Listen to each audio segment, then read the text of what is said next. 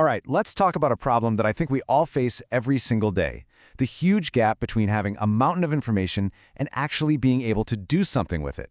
Today, we're diving into a new kind of AI, one that's designed not just to give you answers, but to actually work with you, like a true expert on your team. Let's see what that really looks like. So, I want you to just think about this question for a second. Up until now, we've kind of treated AI like a fancy calculator, right? We punch in a command, it spits out an answer. But what we're looking at today suggests a pretty massive shift is coming. We're talking about moving away from a simple tool and toward a genuine collaborator. And this is it. This is the model that's at the very heart of that shift. OpenAI's GPT-5. Now, the key thing to understand here is that this isn't just some small, incremental upgrade. It's being positioned as a whole new category of assistant, one that's built from the ground up to be an expert partner in the things we do all day: writing, coding, and research. So let's break down what that actually means for each one. Okay, first up, writing. We have all been there, staring at that blinking cursor on a blank page. It doesn't matter if it's a huge annual report or just a simple email. The promise here with GPT-5 is to make that feeling a thing of the past, by acting as your collaborator from that very first spark of an idea all the way to a finished, polished draft. So let's start with something we all have to do: trying to get the main points from a super long document. You know, in the past, this was always limited by how much an AI could kind of hold in its head at once. But now, thanks to a massively bigger memory, what's called a context window, the whole process becomes ridiculously simple. You can just feed it a dense 50-page research paper, give it a simple command like "summarize this," and boom, you get a perfect, easy-to-read outline. No more spending hours just skimming. But the collaboration goes so much deeper than just summaries. I mean, we are talking about drafting an entire 15-page annual report from just a single idea. And here's where it gets really interesting. You can now tell it to use preset personas. Just imagine telling your AI, hey, review this proposal as a cynic, or help me brainstorm as a listener.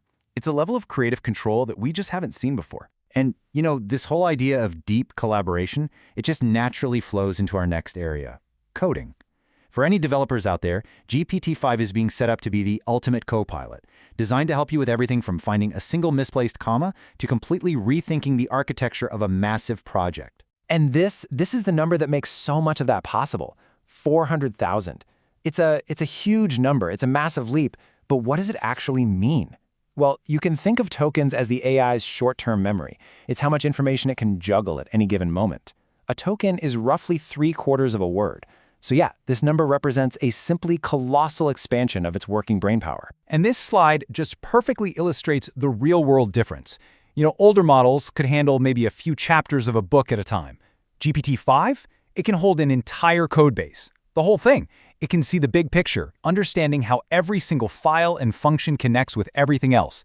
This is a total game changer for anyone working on complex software. So with that giant context, what does a developer's day actually start to look like? Well, the sources describe it as a true daily driver. It's not just writing a few lines of code. We're talking about generating responsive front-end designs, automatically hunting down and fixing bugs, and even refactoring your entire project for a better, cleaner design. It's basically helping you manage the project itself. Okay, so we've covered writing, we've covered coding. Now for our third pillar: research. In today's world, let's be honest, we're all kind of drowning in data. The challenge isn't finding information anymore, it's making any sense of it. GPT-5 is designed to be that analyst that can turn all that raw, messy data into something clear that you can actually use. And one of the biggest reasons it can do this is that its understanding has grown beyond just text. GPT-5 is what you call multimodal, which is really just a fancy way of saying it can see. It can look at and interpret visual information, like charts and diagrams, pretty much just like you and I can. So what does that look like in the real world? Well, imagine you upload a sales chart, something just like this one. Instead of just staring at it, you can now have a conversation about it. You can ask it to find the peak sales month, or calculate the year-over-year growth, or just give you a summary of the main trends in plain English. It literally reads the image and gives you back useful text-based insights.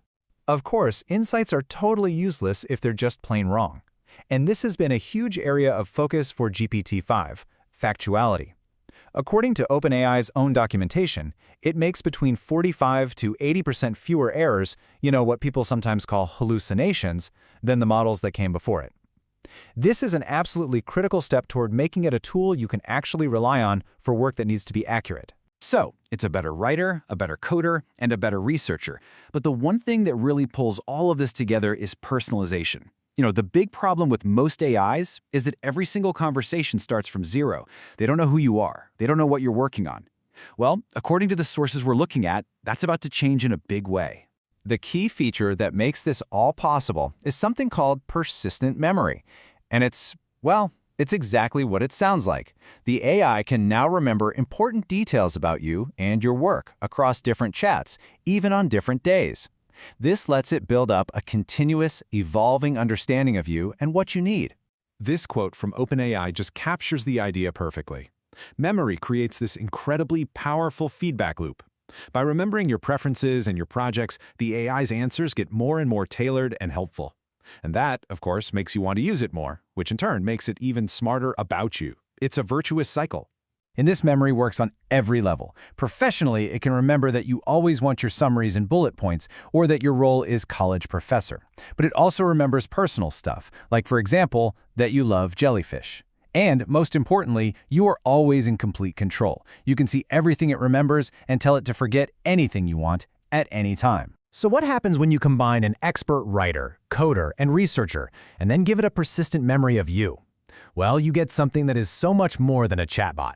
You get what the source material is describing as a fully integrated work engine. Because GPT-5 doesn't just talk. It has a whole toolkit that it can use. It can run Python code to analyze a spreadsheet you just uploaded. It can fire up DALL-E to generate an infographic for your presentation right on the fly. It can browse the web to get real-time data. It's like a whole suite of powerful apps, all brought together in one single conversation. And here it is. This is the crucial leap forward. It doesn't just use these tools one at a time. It chains them together. So you could upload a data file, have it analyzed with Python, ask it to summarize the key findings in text, and then have it generate a chart to visualize the results, all in one seamless workflow, without ever having to leave the chat. Which brings us right back to where we started. Throughout this whole explainer, we've seen how GPT-5 is really designed to be less of a tool you command and more of a partner you work with. So I'll just leave you with this to think about. When your AI is a genuine collaborator that can write, code, and research right alongside you, what will you be able to create? Thanks for watching.